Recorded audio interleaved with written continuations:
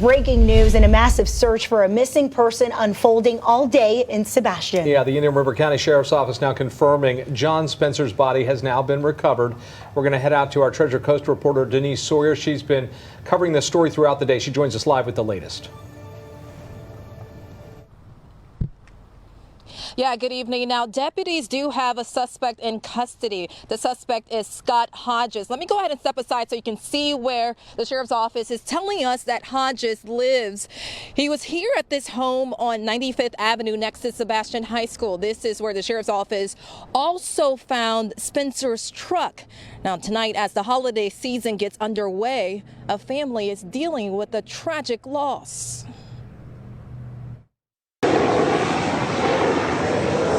A search that started Friday morning at 8 a.m. goes into overdrive. The Indian River County Sheriff's Office has 40 units, crime analysts, and a helicopter combing through this Vero Lakes Estates community in Sebastian, looking for 41-year-old John Spencer. This photo gives you a good look at Spencer, who was reported missing Tuesday afternoon. His mom called 911. Now the search stretches for miles. We have K9 teams. Our helicopter has been up almost all morning. Our agriculture and marine units are out on ATVs, side-by-sides, four-wheelers, searching the area. Deputies found Spencer's truck parked in the front yard of his friend's house, but no trace of him. And that friend, Scott Hodges, is a person of interest in the disappearance. All night we spent talking to Mr. Hodges. We ultimately arrested him on a weapons charge last night. He gave multiple statements throughout the night, including that Mr. Spencer had overdosed. Sheriff Eric Flowers says Hodges, a known drug user, claims Spencer's body might be in a nearby lake. There are many lakes out in that area, and one of the things that he mentioned was a lake, and so that gave us a clue to start looking in that area. On foot, deputies are knocking on doors, looking through home surveillance video for neighbors to track Hodges' movements over the last 24 hours. Some of those neighbors now fearing the worst. It's not looking good. We're certainly hoping that we can recover him alive, but all signs at this point show us that we're probably looking for a body. All right, so that was just the sheriff talking to CBS 12 News earlier this afternoon. But once again, it's confirmed that 41-year-old John Spencer has been found dead, and his friend is the suspect. A Coast police officer accused of preying on a young boy, sending suggestive messages and even asking for nude photos, all while he was on patrol. CBS 12's Lexi Null has more on that and why police fear there could be more victims out there. Well, the messages exchanged between this 30-year-old police officer and this 15-year-old victim can only be described as disturbing.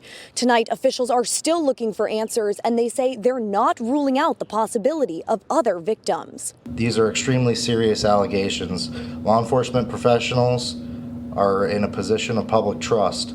So when crimes such as these are alleged, it tarnishes the badge for all law enforcement officers. Disturbing messages found in a 15-year-old boy's cell phone revealing Juan Garcia, a 5-year veteran of the Sewalls Point Police Department, asking for nude photos, sending lewd and suggestive texts, and even asking the teen to join him at a nude beach. It does go cross-grain with everything we stand for in law enforcement.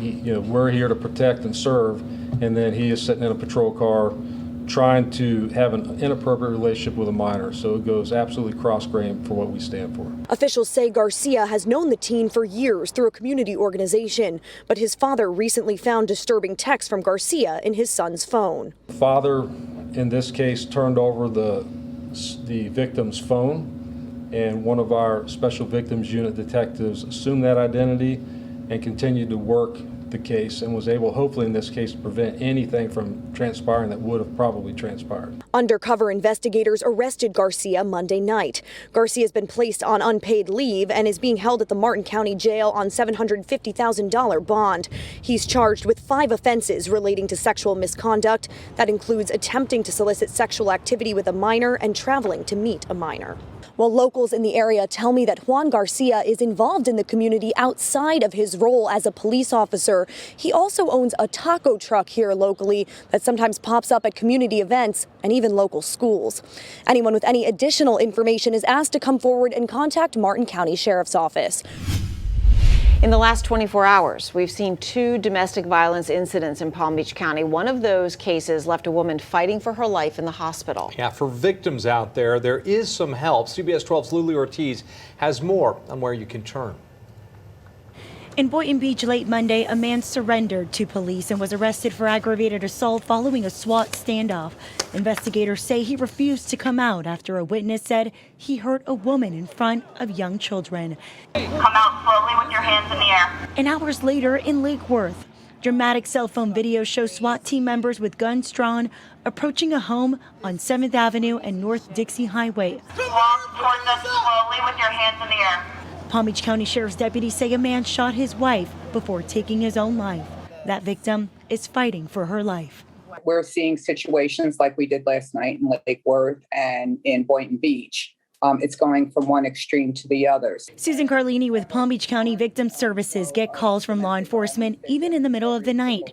Advocates meet survivors of violent crimes and they begin their journey of healing. We will either respond to the scene or will respond to a hospital. These cases that we're seeing like we did last night, it's one extreme. It just goes from one end to the other. As the holiday nears, they want to remind everyone about the resources available for victims. Right now, they work around 300 cases a month, but it's expected to rise after the new year. We do see a huge increase right after the holidays. There is the issue of, coercive controls. There's a lot of stalking involved in these cases, and we take that very seriously, because that can lead to violence. And we do a lot of education and advocacy. Local pastor Dr. J.R. Thicklin is also the CEO of Destiny by Choice, a nonprofit that offers supports to victims statewide. Expectations sometimes that are not met, strain and not being able to perform certain things. And that type of stress exacerbates things that are already present. And oftentimes it goes into this area of where it becomes fatal. When you're talking about every single day, at least 6 females alone die in domestic violence. It's the most predictable. He says when uncontrollable stressors rise during the holiday season, so does domestic violence. They urge anyone who needs help or knows someone who may be a victim to call this 24/7 hotline. It's posted on the Palm Beach County Victim Services website. It's also on CBS12.com. It is that neighbor who made that phone call this morning in Lake Worth because they heard something. They did not turn off the lights and turn over. They turned on the lights and made a phone call. Each person can play a role by being extra sensitive.